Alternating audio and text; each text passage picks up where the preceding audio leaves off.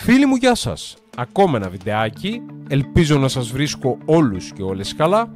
Σήμερα λοιπόν θα μιλήσουμε για τους diesel κινητήρες και συγκεκριμένα για κάποια λάθη που δυστυχώς γίνονται συχνά, αλλά θα πρέπει να αποφεύγονται. Οπότε λοιπόν πάμε να δούμε μαζί 10-1 λάθη τα οποία καταστρέφουν τον κινητήρα diesel και φυσικά κοστίζουν ακριβά. Η αξιοπιστία ενός κινητήρα diesel είναι αδιαφυσβήτητη, αλλά μόνο όταν το φέρεσαι σωστά, όπως μπορούμε να πούμε και στα πάντα. Στην πράξη όμως, πολλοί οδηγοί κάνουν μικρά και μεγαλύτερα λάθη, τα οποία θρηστικά οδηγούν σε σοβαρές βλάβες και άδικα έξοδα. Οπότε λοιπόν ας δούμε αυτές τις 10 και μία κακές συνήθειες ή πρακτικές οι οποίες φθείρουν πρόωρα έναν πετρελαιοκινητήρα. Οπότε αν οδηγείς diesel, αυτό που πρέπει να γνωρίζεις είναι ότι πρώτον το υψηλό στροφάρισμα με κρύο κινητήρα είναι, θα λέγαμε, ο πιο συνηθισμένος φόνος εξαμελίας. Όταν ο κινητήρας είναι κρύος, δηλαδή πριν προλάβει να κυκλοφορήσει σωστά το λάδι και να φτάσει στη θερμοκρασία λειτουργίας, οποιαδήποτε πίεση, όπως παραδείγματος χάρη υψηλές στροφές, η επιτάχυνση, η ρημούλκηση και πολλά άλλα, σημαίνει ανεπαρκή λίπανση αλλά και φθορά. Οπότε πριν τον πιέσουμε, πρέπει να τον αφήσουμε πολύ καλά να ζεσταθεί. Δεύτερον, παράληψη αλλαγής λαδιών και φίλτρων στην ώρα τους. Ό,τι είναι το αίμα για το σώμα μας, μπορούμε να πούμε έτσι καθ' υπέρβαση λίγο, είναι και το λάδι για τον κινητήρα. Όσο καλή και να είναι η ποιότητά του, με τον καιρό χάνει τις ιδιότητές του και μαζί με αυτό και το φίλτρο λαδιού γεμίζει ρήπους. Οπότε η καθυστερημένη αλλαγή δεν σημαίνει μόνο φθορά, αλλά και πιθανή κατάρρευση μακροπρόθεσμα του ίδιου του κινητήρα. Τρίτον, χρήση κακής ποιότητας ή και ακατάλληλου καυσίμου. Τα καύσιμα χαμηλής ποιότητας είναι ο εχθρός του συστήματος ψεκασμού, του φίλτρου πετρέλαιου και φυσικά του ίδιου του DPF. Οι ρήποι αυξάνονται, η καύση γίνεται ατελής και ο κινητήρας πνίγεται στα κατάλοιπα.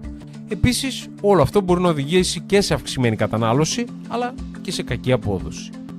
Τέταρτον, οδήγηση με μπουκωμένο φίλτρο DPF. Το DPF ή αλλιώς το φίλτρο μικροσωματιδίων είναι απαραίτητο για τη συγκράτηση των ρήπων της καύσης. Όταν όμως γεμίσει και δεν καθαριστεί σωστά, το μοτέρ πνίγεται. Η απόδοση πέφτει, το τούρμπο πιέζεται υπερβολικά, αυξάνεται η κατανάλωση και σε πολύ προχωρημένες περιπτώσεις υπάρχει μέχρι και κίνδυνος πυρκαγιάς. Οπότε λοιπόν, αν αγνοούμε τις σχετικές ενδείξεις, το πρόβλημα μετατρέπεται σε δαπανηρή επισκευή, ακόμα και αλλαγή του φίλτρου DPF. Πέμπτον, παράληψη αλλαγής φίλτρων αέρα και καυσίμου. Τα φίλτρα, όπως γνωρίζετε, δεν είναι διακοσμητικά. Το φίλτρο αέρα προστατεύει από τη σκόνη και τους ρήπους, ενώ το φίλτρο καυσίμου από την υγρασία και τις ακαθαρσίες. Όταν αυτά δεν αλλάζονται στην ώρα τους, το σύστημα εισαγωγής και ψεκασμού μολύνεται, μειώνοντας την απόδοση και προκαλώντας βλάβες. Έκτον, συχνές σύντομες διαδρομές. Οι μικρές αποστάσεις δεν επιτρέπουν στον κινητήρα να φτάσει ποτέ στην ιδανική θερμοκρασία λειτουργίας.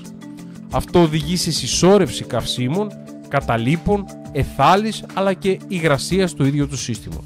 Το λάδι επίσης δεν φτάνει στην ιδανική του θερμοκρασία, με αποτέλεσμα αυξημένη φθορά, η οποία βγαίνει μακροπρόθεσμα. Έβδομον, υπερφόρτωση, δηλαδή ρημούλκηση πέραν του επιτρεπτού. Ο ντίζελ έχει ροπή, αλλά έχει και όρια.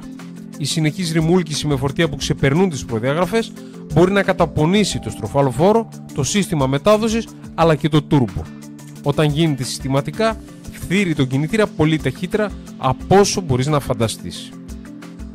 8. Αμέλεια στο ψυκτικό κύκλωμα. Το ψυκτικό υγρό δεν είναι απλό νεράκι. Αν είναι παλιό, ακατάλληλο ή σε χαμηλό επίπεδο, δεν προστατεύει σωστά τον κινητήρα από υπερθέρμανση. Οι πετρελαιοκινητήρες έχουν υψηλές θερμοκρασίες λειτουργίας και κάθε παρέκκληση από τις τιμές σημαίνει τι άλλο πρόβλημα. Οπότε αρκετά συχνά η αμέλεια στο ψυκτικό οδηγεί σε σπασμένες φλάτσες και κοστοβόρες επισκευές. 9. Χρήση αμφιβόλων πρόσθετων ή καθαριστικών. Η αγορά δυστυχώς έχει γεμίσει με θαυματουργά εντός εισαγωγικών πρόσθετα για το σύστημα καυσίμου, το DPF, ακόμα και το λάδι. Στην πραγματικότητα τα περισσότερα είτε δεν κάνουν τίποτα, είτε δημιουργούν χημικές αλληλεπιδράσεις με άγνωστα αποτελέσματα. Αν δεν προτείνονται ρητά από τον κατασκευαστή του οχήματος, το καλύτερο που έχεις να κάνεις είναι να τα αποφύγεις. 10. Αγνόηση προειδοποιητικών ενδείξεων. Το check engine δεν είναι διακοσμητικό, οι σύγχρονοι κινητήρες έχουν ευφυή συστήματα διάγνωσης που προειδοποιούν πριν γίνει ζημιά, Όταν λοιπόν ανάβει κάποιο προειδοποιητικό λαμπάκι, ο κινητήρας ήδη λειτουργεί εκτός προδιαγραφών. Οπότε τι πρέπει να κάνεις? Το αυτονόητο, γιατί αλλιώς η αδιαφορία κοστίζει.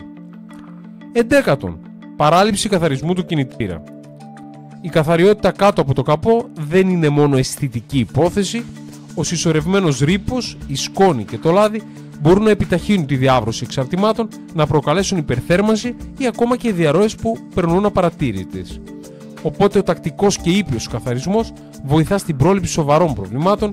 Οι κινητήρες δίζελ είναι ανθεκτικοί, αλλά εννοείται πως δεν είναι άφθαρτοι. Η σωστή τους χρήση και η προληπτική συντήρηση είναι, θα λέγαμε, το κλειδί για μεγάλη διάρκεια ζωής, χαμηλή κατανάλωση και όσο το κατά δυνατόν μηδενικά απρόπτα.